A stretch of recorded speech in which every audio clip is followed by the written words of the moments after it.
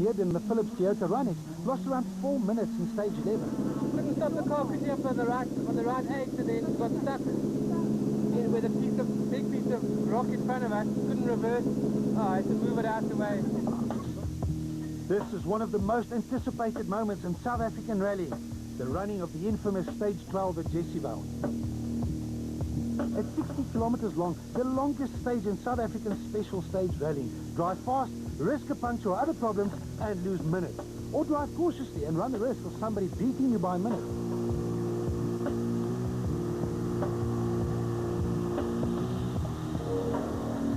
How do you approach such a stage? Who better than 10 times South African rally champion and legend, Serge Damso, to answer this question? Well, it's quite a mindset to that, 60 kilometers, and you have to attack it from the start anyway, because if you take it too easy, you might lose out too. So, and drive on the road, basically, that's what you have to do. As quick as possible and stay on the road. The production car battle was between Rueda and Wilken, with Rueda charging hard to try and close the gap, and Wilken defending his comfortable class lead.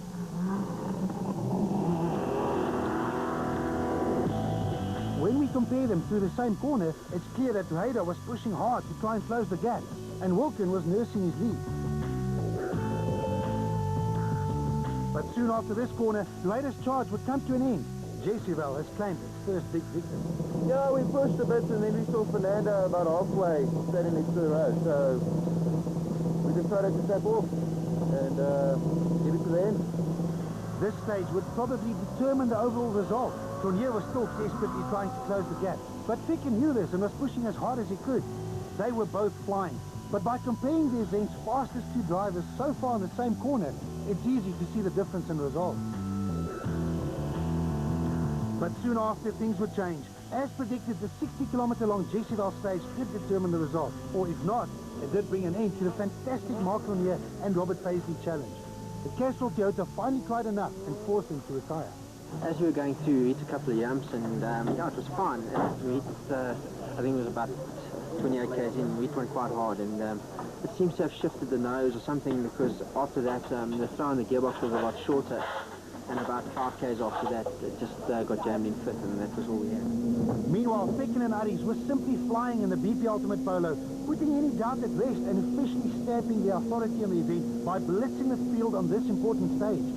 Their time of 37 minutes and 44 seconds was exactly half a minute faster than the second fastest time posted by JP Damso and Cobus Frey in the Total Revolution Toyota Running.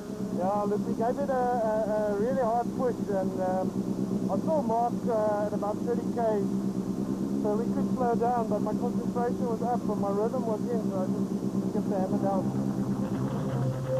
Here's the difference. After 20 kilometers, or a third into this long stage, Ficken has already opened up a healthy lead. 20 kilometers of rough forest rallying later, and Ficken is now even further ahead.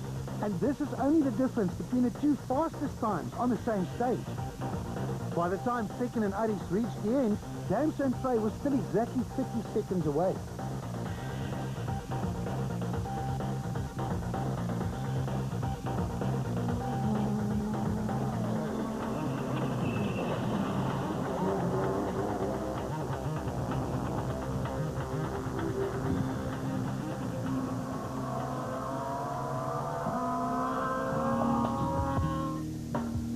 After the grueling 60 kilometers of Jessyville, the leaderboard looked very different compared to only one stage earlier.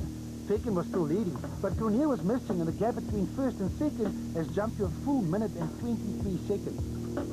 Williams jumped from 8th to 5th, and with Rueda missing, Japie van Niekerk and Visser du Plessis, in spite of taking lateness due to his misfire, and Nicholas Ryan all gained position. The Rally Chicks sisters Lola and Megan Verlof also moved into the top 10.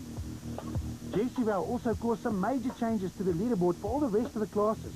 In Class A7, the brilliant drive by Michael Otto came to an end when his Corolla stopped. Skalk Burger also disappeared, allowing Chris de Wit to reclaim the lead, followed by Tien Schubert and Evan Hutchison. Stefan Wilken survived Jessyville to hold on to his Class A6 lead, but Mohamed Musa didn't. The Class A5 lead remained unchanged, but N3 changed drastically. The Fiesta of Etienne Lourens broke a ball joint and handed the class lead to Etienne de Toit. Rian Erasmus drove well and was still running in Class N2.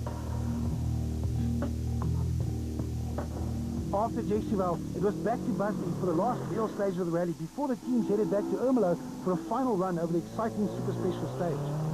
The well-known rally chicks Lola and Megan Verloc drove their team total Mitsubishi Lancer superbly to not only claim the third position in the highly competitive production car category, but also rise in Ermelo in a fantastic 10th place overall. Nicholas Ryan and Schalk van Heerden overcame their fair share of difficulties in the Philips Toyota Runix to finish 9th. Left 3, keep in rock, on right fork, left 9. After all of their misfortunes in the Pertec Subaru, Fischer du Plessis and Gerard Snyman were pleased with an 8th place finish. Second in production cars means that their title defense is still alive.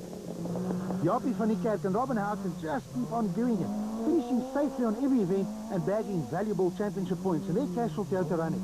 They were 7th. Into right 3 tightens to narrow 7, 3, narrow 7. Into turn of slippery, very narrow, left 9. With Paul Pfeiffer, Richard Vaughan and Fernando Rueda not scoring any points, 6 overall and a production car victory was a dream result for the Sasol Konica Minolta squad of Charles Wilkin and Greg Godrich. Wilkin's mission for 2008 is to win the production car title, and he is now well on track. John Williams, with Dad Doug in the hot seat, keeps on impressing friend and foe in the Gruma VW Polo. 5th was a great result for Williams, who is getting faster and faster with every event. Defending champions Jan Habig and Douglas Judd were not satisfied with their result, but the points that accompany 4th place overall are still valuable and will keep their title defense alive. Eventually, JP Damser and Cobus Frey managed to turn their luck around and finally converted the excellent pace of their team total Toyota Runix into a good result, 3rd overall. After torrid times at the Sasol Rally, Castrol Toyota was back on the podium again, with a great drive from Johnny Gemmell and Peter Marsh to finish 2nd. But the total rally was all about Harrigan Vetten and Pierre Harries and the BP Ultimate Volkswagen Polo. With 2 victories and 2 second-place finishes in just 4 events, it is going to be an uphill battle for anyone to try and stop them from becoming the 2008 champion.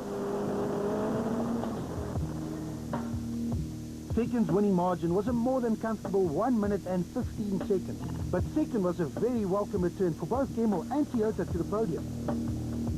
Damso showed good pace throughout the event to finish 3rd and ahead of champion Habig and John Williams. Wilkin is the first production car home in 6 overall, and a great drive sees the rally chicks appear on the leaderboard. Christopher Witt and Dean Redlinghuis extend their Class A7 lead with another win in the team total Runix, courtesy of Michael Otto's earlier problems. Jens Joubert and Henny Boertes in the Salom VW Polo claimed 2nd, ahead of the ever-improving Evan Hutchison and Greg Gericke behind the wheel of the motorized Runix. Yeah, we've had a good day. You know, we won the first stage yesterday for the first time. It was our first stage win, and so it's only our 4th rally now, and we've had a lot to learn, so it's been but it was the first time we've taken the fight to the guys in A7, so we've been swapping times with some of the different competitors, but we've managed to hold on to 2nd the whole day, so we're very happy.